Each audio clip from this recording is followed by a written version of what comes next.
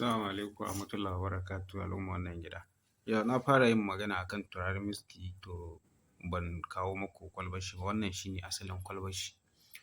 Za ku ga an rubuta mai Milk Vanilla. Wannan shine asalin kwalbar turaren miski. Duk wanda zai gwada maka duk wancan turaren miski da ake siye mafi akasari ba shi ake aiki da shi ba. Wannan shine turaren miski wanda ake aiki da shi. Amma yanzu in za ku yi aiki na ruhohi za ku je ku sai turaren miski sai aka ɗauko wancan aka ba ku, za ku ga kun yi aikin kuma ba ku samu nasarar aiki ba. To wannan shine asalin turaren miski, masha Allah.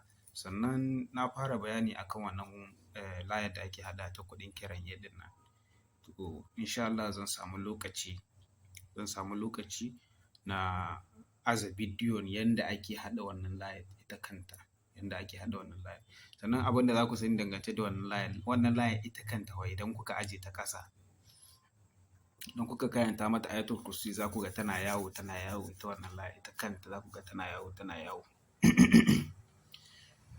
To wannan layar zan yi bayani yanda ake haɗa ta insha Allah amma ba yanzu ba sai na samu lokaci, masha Allah.